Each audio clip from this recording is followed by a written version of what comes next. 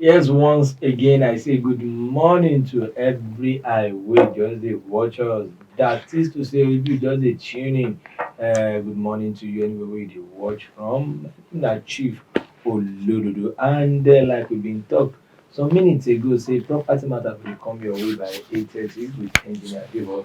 Property matter na show wey be say we put am for ground to make sure say we get wetin we dey call insightful knowledge on wetin on property, that is as regards property generally, and every theme of discussion, the one we wan talk now plus the one wey we don even talk before, everything dey on top of YouTube channel, so if you go watch am, if you go learn more, to update your knowledge on where we reach. And most definitely na contributive show too, because you sef fit contribute, you fit partake, as im go dey talk, we go dey open phone line, you go fit ask question, you go fit talk your own. So on top of that, make I welcome our guest. Good morning, sir. Good morning, Chief. Good to have you here. Yeah, same here, same here. How are you? I'm good, sir. Great, great, great, Last great, great. week we been start something we will never finish, and I know say this week you go want take us to yet another aspect of that theme of discussion. So where will we go today, sir?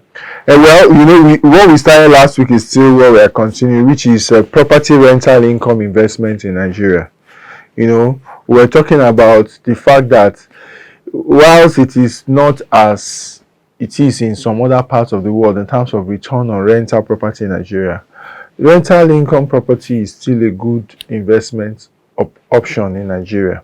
And if you know what to do, you can actually get close to, if not sometimes even more than what exists in other parts of the world in terms of return on investment in your rental income. Yeah. And we talked about a number of types of rental income. If you remember, we're talking about short letting some time ago, 2 weeks. exactly.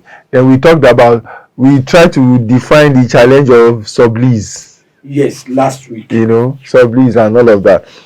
So that people realize that, look, when you are given a property as a tenant, you actually have restricted rights. Sure. You cannot easily just sell it, rent it out, give it out to another person.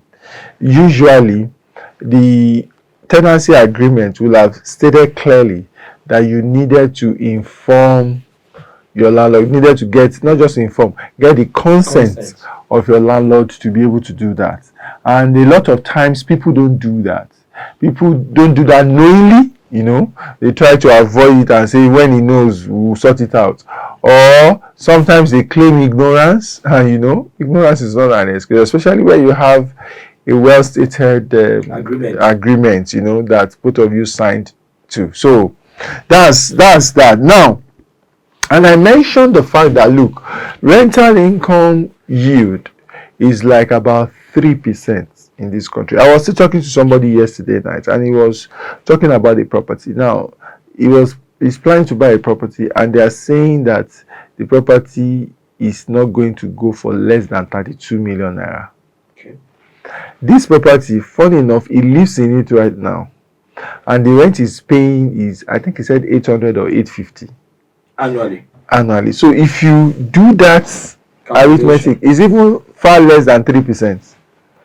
Do you understand? So what he was saying was that even if somebody wants to, as in if it's a new tenant right now, they want to take that property, and the property is in a tenantable condition, the person won't pay more than like ₦1 million in that neighborhood right now for that property. Meaning it's still ₦1 million that is the most that you can get on a property of 32 million. So the rental yield, remember our rental yield calculation, the gross rental yield is still not up to 3%. You understand? You need 32 years to even be talking about breaking even. Say, okay, the 32 million.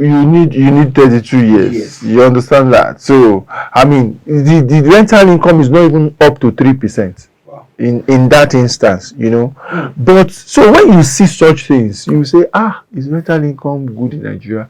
There are those peculiarities. Now, for that property, for example, one major issue it has, because the property is still, is that there's what we call cost and value. Okay, cost and value. The person who built that property built a property for himself. I mean, he did a number of things that are to his taste. He didn't do it for transactional purpose. You understand? Commercial He did it purpose. for self-satisfaction. Do you understand? Now that he wants to sell, he's burdened by those things he did that are specific or his own preference. Because a buyer may not appreciate, even look. yes, Khalid, will not value those things. Khalid from Abuja. Good morning, Khalid. Good morning, Khalid. I want to believe Khalid is there. I think we've lost Khalid. So probably. please, Khalid, try call us back if you can reach us again. Thank you, sir. Yeah. So, I mean, the house for yes, own taste. Yes. This time around, person won't buy the house. He go even if you want to see him, he go choose not to see him. Because so what the guy was telling me is that because houses in that neighborhood, that are of that size, 3-bedroom, they are not more than about 20, 22,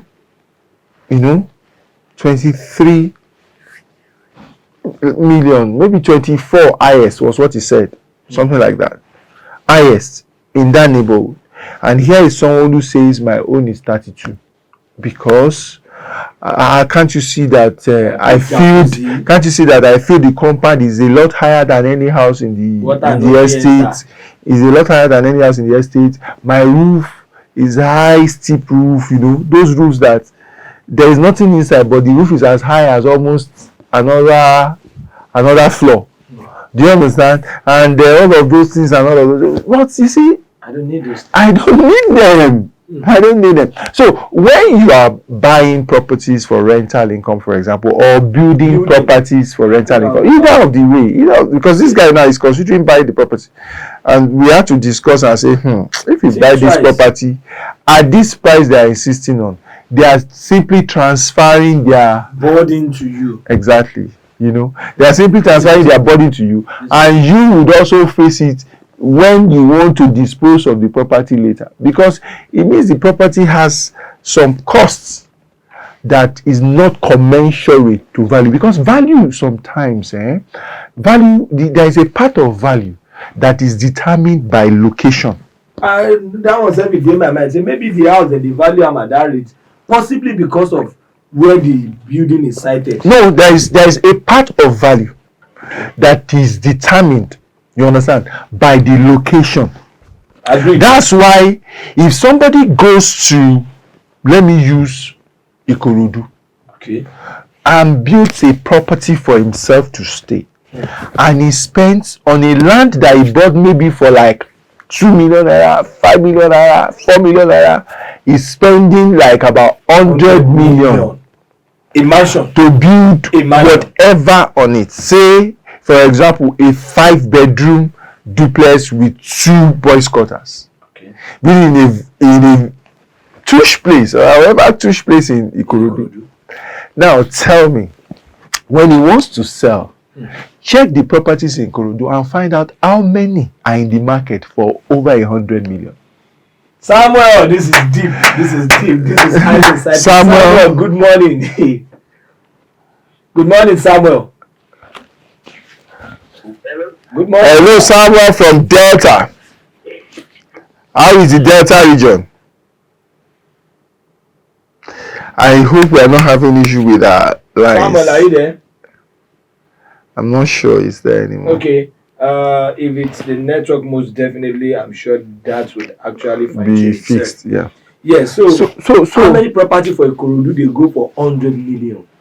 So when you are building a property or you are buying a property and it's for investment, rental income investment, for example, you have to be, careful to ensure that the value cost ratio is balanced. A brother of mine in Ikorodu, that's in Ikorodu, gets property. So in contact, it seems like they don't say make they can't do something, they won't collect them, this that.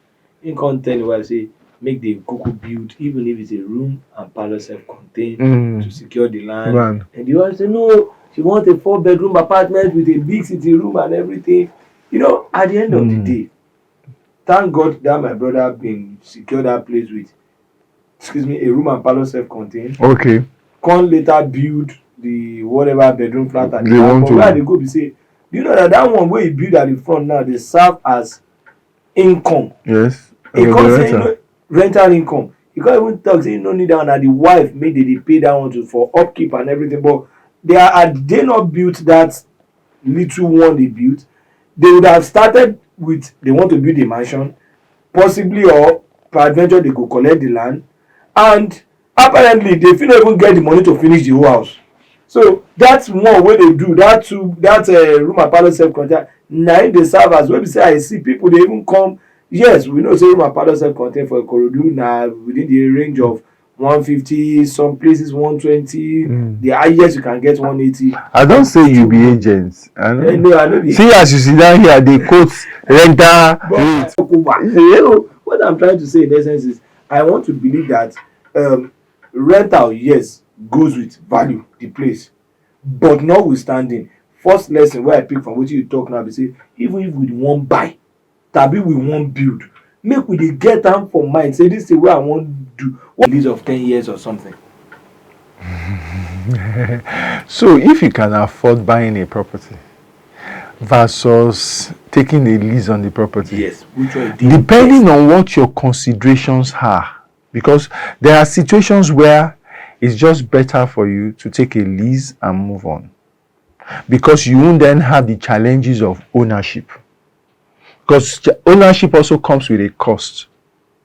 You understand? Can you sustain that? But if all of that is taken care of and we are just considering whether does it make sense, I have 40 million now, should I take lease or should I buy? I have a property of 40 million I can buy, and then I can also do lease of less than maybe 10 million for 10 years. What will I use the balance for, or something like that? Is it appropriate? Is it commensurate what I will gain from owning that property in terms of my net worth? So I wouldn't advise. I will even say that, you see, lease is what we call a wasting asset. Why you talk? It's a wasting asset in the sense that every year is reducing. As you pay your rent for 1 year, every day you are eating into it. Unlike ownership or the kind of lease we operate in the country, which is a very long lease, 99 years thereabout, almost like a lifetime lease. Do you understand what I'm saying? So that gives you a sense of ownership, such that you can then enjoy capital appreciation. If you are leasing, there is nothing concerning you with capital appreciation. You have nothing to sell like that. Especially you leasing for those number of years, 5 years, whatever. If you spent 2 years, how much can you sell 3-year lease? Then what about the return, the ROI, return on investment? Is it even commensurate to the maybe 5 million where I don't pay for the lease? That's what I'm saying now. That's what in that instance, if you look at it that way, your return on investment will be higher if you do lease. In terms of yield, your yield will be higher if you do lease versus if you purchased. Because the amount of money you are spending is lower. You understand? And you are almost going to get about the same thing in rent if you leased or if you bought. So if you sublease now, you're going to get possibly about the same amount versus if you bought and you rented. Do you understand? So that's lease in that sense. Is why I said depending on what you want to do and what that money affords you, and the how you balance out the lost opportunity of future capital appreciation from purchase, that will determine whether you should take the lease decision or you should take the buy decision. Because some people will want to say that the lease may be for preventive measure.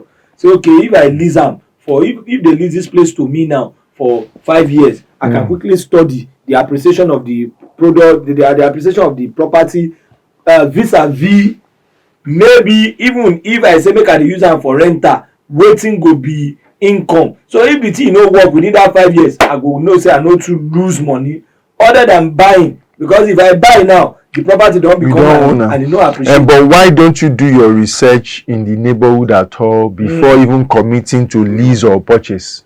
Why do you want to, I mean, test the market by leasing? You understand? Because Rather that than sounds safer, buying. sir. Rather than buying. What I mean is, why don't you do market research without committing your money to either leasing or buying? That is very possible. You just get market data to be able to inform you and guide you. And like you said, if now push comes to shove and you still have to take that kind of decision, yeah, fine. You are better off leasing to test the waters as against buying. But why people settle for leasing when it comes to investment, especially rental income investment, a lot, is because of purchasing power. If you actually have the resources, power, you are better off buying the property. Only it comes with a lot of other, comforts because if you list a property, for example, your landlord can evict you. but we Or don't after agree your now. property, after you've done long lease of, let's say, 3 to 5 years, Yes, true. and your business is booming, the guy can say he's not renewing your lease. Some people go even start that same. And now you have to move out. But if you own the property, nothing stops you. I think we need to go on a break now. Well, we will have to pause there so that next week most definitely we go still dey talk more on this. Make we no forget say Madam Adeola, who has herself dey in the building to come market our goods. But on top of that, we say a very big thank you to Engineer Debo. Thank you very much. You're welcome. My pleasure. Very insightful one.